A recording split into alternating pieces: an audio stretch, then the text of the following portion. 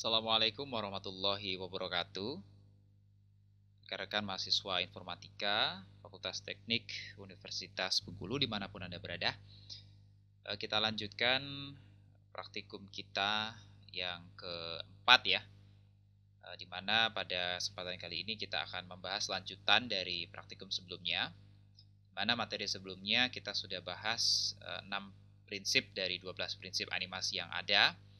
Nah, pada kesempatan kali ini kita akan bahas sisanya ya, 6 prinsip animasi selanjutnya. Ada secondary action, follow through and overlapping action, straight ahead and pose to pose, staging, appeal, dan exaggeration. Nah, pada prinsipnya sisa dari 6 animasi ini walaupun tidak secara terstruktur saya jelaskan ya, tapi kita sudah banyak mengaplikasikan 6 prinsip yang ada di layar ini. Ya, secondary action, follow through and overlapping action, straight ahead and pose to pose, staging, appeal, dan exaggeration. Pada video-video sebelumnya sebenarnya kita sudah mengaplikasikan hal-hal ini.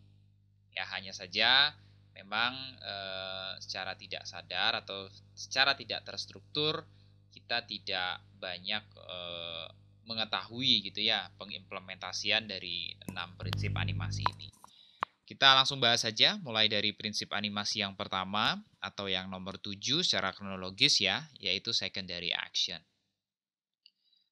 Nah, secondary action sendiri sebenarnya sudah kita implementasikan pada gerakan animasi walk cycle ya, dalam rangka pembuatan animasi orang berjalan atau karakter yang berjalan. Dimana secara teorinya secondary action itu adalah gerakan-gerakan tambahan ya, yang dimaksudkan untuk memperkuat gerakan utama agar animasi itu tampak lebih realistik. Nah, seperti contoh ketika kita membuat walk cycle atau ketika membuat gerakan karakter yang sedang berjalan, sebenarnya gerakan utamanya sudah barang tentu adalah gerakan melangkahkan kaki. Ya, jadi gerakan utama berjalan itu ya gerakan melangkahkan kaki. Nah, tapi sambil berjalan, biasanya karakter itu dapat sambil mengayun-ayunkan tangannya, ya, atau menggeleng-gelengkan kepalanya itu juga bisa. Nah, gerakan mengayun-ayunkan tangan itu, nah itu adalah gerakan secondary action-nya. Ya, jadi ini kalau kita lihat, nah pada next animation-nya ini kan tangannya nggak stay gitu ya, atau nggak stop. Artinya dia juga dinamis dan selalu bergerak. Nah, gerakan tangan inilah yang disebut sebagai gerakan secondary action. Ya, jadi seperti itu. Nah, ini sudah kita implementasikan ya pada pertemuan sebelumnya. Nah, sehingga ini sudah komprehensif juga saya jelaskan, jadi tidak perlu kita bahas lebih jauh lagi. Nah, selanjutnya prinsip animasi yang ke-8 yaitu follow through and overlapping action. Ya, follow through and overlapping action. Nah, ini pada prinsipnya mengikuti gerakan yang nomor 7 tadi. Ya.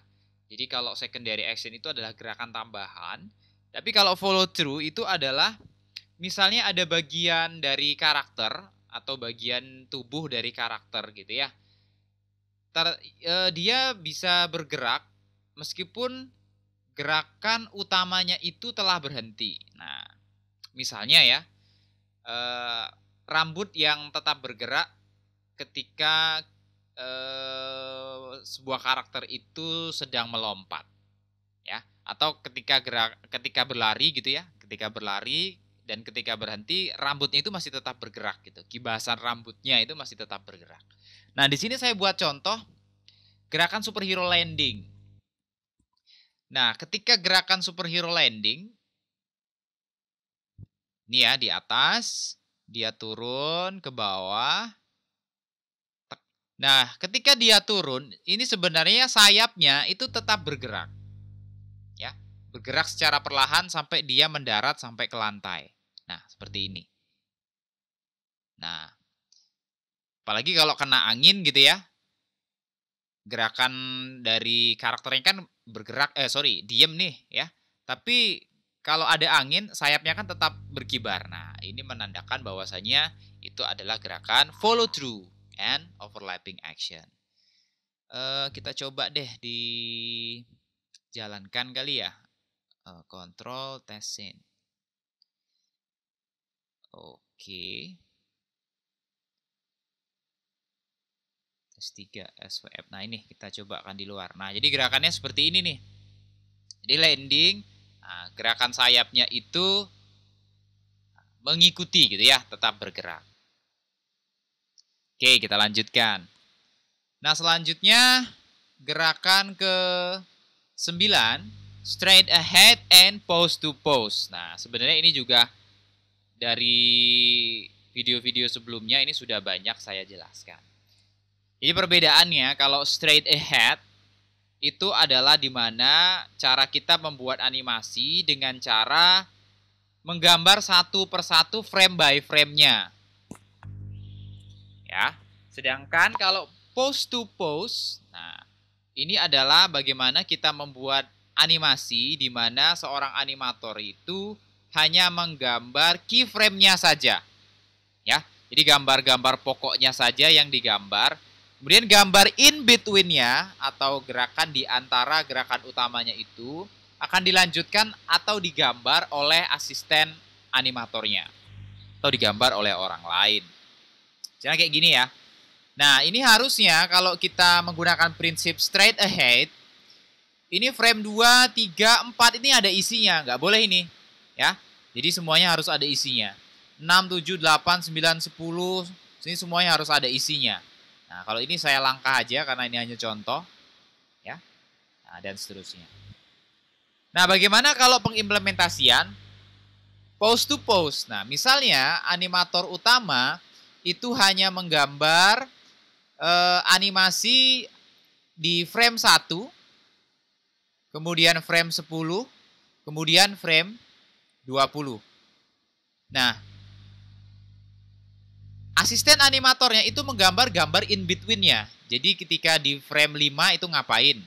Kemudian di frame 15 itu ngapain? Nah, itu digambar oleh asisten animatornya. Ya, jadi tidak animator utamanya yang menggambar seluruhnya, hanya gerakan-gerakan utamanya saja. Sedangkan in between-nya ya itu diselesaikan oleh asisten animatornya. Oke. Itu adalah prinsip animasi yang 9, straight ahead and pose to pose. Nah, prinsip animasi yang selanjutnya adalah staging. Nah, staging itu adalah di mana animasi itu menyesuaikan dengan lingkungannya, ya, dan juga menyesuaikan dengan suasana atau mood yang ingin dicapai dalam sebagian atau keseluruhan scene. Nah, ini biasanya juga berkaitan dengan posisi kamera ya. Kalau happy ya harusnya menyorot bagian ekspresinya gitu ya yang sedang bahagia. Nah, ini contoh juga bisa pengimplementasian pada stickman. Ya, ini saya buat. Nah, bagaimana ekspresi sedih pada stickman? Mana yang paling cocok? Nah, otomatis yang sebelah sini, ya. Nggak mungkin kalau kita menggambarkan ekspresi sedih pada stickman itu yang sebelah kanan ini. Ini nggak ketemu ini. Ya, ini stagingnya normal-normal saja. Tapi kalau seperti ini, nah ini sudah bisa diinterpretasikan bahwasanya si karakter itu sedang bersedih. Ya, jadi staging itu sangat penting gitu ya. Tidak hanya berkaitan dengan kamera saja. Jadi bagaimana penempatan animasinya atau penggambaran karakternya harus Anda buat sejelas mungkin. Nah, kemudian di sebelahnya ada appeal. Nah, appeal ini berkaitan dengan look gitu ya, atau gaya visual dalam animasi. Nah, ini dalam kelas teori sudah sering saya jelaskan bahwasanya kita sangat bisa atau sangat mudah mengidentifikasi mana gaya animasi buatan Jepang, buatan Eropa, ataupun buatan Amerika. Ya. Nah, ini misalnya kalau gaya animasi seperti ini nggak mungkin ya buatan Jepang ya. Ini biasanya buatan gaya animasinya Amerika. Nah, seperti itu. Nah, jadi secara look saja, kalau kita lihat sekilas ini langsung bisa kita justifikasi, oh ini gaya animasi Jepang nih, oh ini gaya animasi dari Eropa nih, oh ini gaya animasi dari Amerika misalnya. Nah, ketika sudah masuk ke konteks dari animasinya, nah itu juga ada appeal-nya, ya. Misalnya Crayon Shinchan nih. Crayon Shinchan kan gitu aja nih, pengkarakterannya. Jadi antara satu karakter dan karakter yang lain itu sama. Ya, misalnya kan seperti ini ya gambarnya ya. Nih, kalau Crayon Shinchan kan seperti ini. Kayak sepatu gini ya. Nah, ini semua karakternya ya dibuat seperti ini ya. Jadi tidak ada perbedaan antara satu karakter dan karakter yang lainnya. Oke. Nah, yang terakhir ini ada exaggeration. Exaggeration. Nah, jadi exaggeration itu adalah gerakan melebih-lebihkan atau gerakan mendramatisir ya dalam bentuk gerakan rekayasa yang bersifat hiperbolis. Nah, biasanya digunakan untuk keperluan-keperluan yang komedik gitu ya. Tapi nggak melulu komedik gitu. Bisa juga untuk gerakan-gerakan yang melebih-lebihkan. Contoh misalnya kalau Anda sering lihat Tom and Jerry itu kan kalau lagi kaget tuh matanya keluar, lidahnya menjulur keluar gitu ya. Nah, ini saya buat sebuah gaya exaggeration yang lain. Ya, dimana ketika karakter itu di-punch, dipukul, maka gerakan hiperbolisnya adalah kayak gini nih. Nah, ya. Jadi karakternya itu berputar-putar ya, jatuhnya berputar-putar. Nah, kalau orang normal kan nggak mungkin seperti itu ya. Jadi kalau keadaan normal kan ketika dipukul ya udah jatuh aja gitu. Tapi ini saya buat dilebih-lebihkan. Nah, contohnya di sini kalau nggak salah. Nah, kayak gini ya. Jadi kalau ketika dipukul dia terpelanting atau terpental jauh gitu ya. Nah, itu bisa juga diimplementasikan dalam prinsip exaggeration.